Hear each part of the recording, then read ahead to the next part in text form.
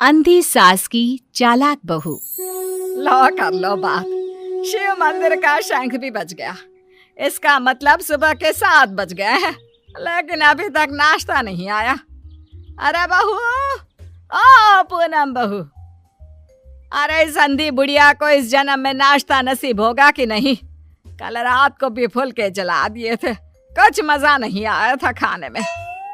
ये है सीतापुर में रहने वाली मंजरी, एक अंधी सास। मन की साफ है, बस थोड़ी सी जुबान से तेज है। मंदिर के शंखनाद से ही इन्हें पता चल जाता है कि वक्त क्या हो रहा है। और ये रही इनकी चालाक बहू पूनम।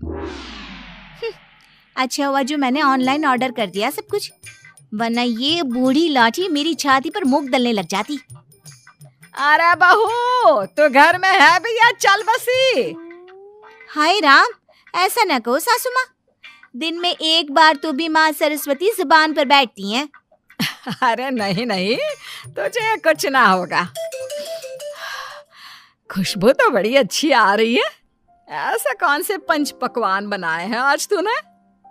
आज है स्पेशल जलेबियाँ, फाफड़ा, आलू की पराठे, कम चीनी वाली गर्मा गर्म चाय, दही पकोड़े, ये सब। वो मुझे डॉक्टर ने कहा है ना कि आप दिन में कम से कम 3 से 4 घंटे सोया करो, इसलिए आज मैंने सारा काम निपटा दिया है। अब मैं सो जाऊंगी। वाह, क्या स्वाद है। लेकिन बहू, ये तो ब्रिजवासी की जलेबियां है ना? तू तो कह रही है कि तूने बनाया है।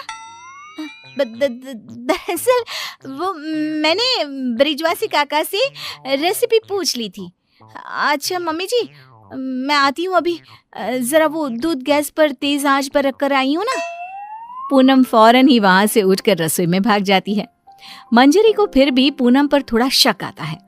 पूनम ऐसे ही रोज अपने पति के पैसों को खर्च करके बाहर से खाना मंगवाती और अपनी सास से कहती कि उसने खुद बनाए हैं। और उसकी बेचारी अंधी सास बहू के इस झूठ से बेखबर सारी चीजें मान भी लेती। एक दोपहर में पूनम पूरा मेकअप करके तैयार होकर खड़ी होती है। चलो फटाफट पतली गली पकड़ के निकल लेती हूँ, इससे पहले कि बुढ़िया मुझसे टकराए। बेचारी मेरी अंधी सासू माँ, उसे लगेगा कि मैं सो रही हूँ, जबकि मैं तो अपनी जानू से मिलने जा रही हूँ। पूनम हर दोपहर को अपनी सास को बेवकूफ बनाकर बाहर अपनी बॉयफ्रेंड लखन से मिलने जाती थी, और आज भी कुछ यही प्लान था। ए जी ओ जी लो जी सुनो जी, मैं हूँ मन मौजी, करता हूँ मैं जो वो तुम भी करो जी। 1 2 का 4, 4 2 का 1, माय नेम इज लखन, सजनों का सजन मेरा नाम है लखन। लखन, तुम भी ना बिल्कुल एंटीक पीस हो। यार पूनम, हम कब तक ऐसे छुप छुप कर मिलते रहेंगे? एक तो मेरे पास कोई नौकरी भी नहीं है, वरना यह दिल वाला अपनी दुल्हनिया को खुद ही ले जाता। टेंशन मत लो, जब तक तुम्हारे पास पैसे नहीं आ जाते तब तक हम दोनों के लिए मेरा ससुराल है ना, मैं सब देख लूंगी। लेकिन तुम्हारे पति को शक वक हो गया तो? अरे मेरा पति तो मेरा दीवाना है, आंख बंद करके मुझ पर भरोसा करता है। उसके पास से घी निकालने के लिए उंगली टेढ़ी करने की नौबत तक नहीं आएगी। ओए होए, ओए होए होए, शुक्रिया मेरी जान, love you love you love you. I love you too. इसी तरह दिन बीतते रहते हैं। एक रात देवेश बहुत खुश अपने ऑफिस से घर लौटता है। माँ, पूनम, एक खुश खबर है। ऐसी खुश खबर कि जिसे सुनकर आप दोनों फूले नहीं समा पाओगे। अरे तो जल्दी बताना फिर। हाँ हाँ, इतना सस्पेंस मत बढ़ाओ। मुझे कंपनी में सीईओ का पोस्ट मिल गया है। अरे वाह, जुग जुग जियो मेरे लाल।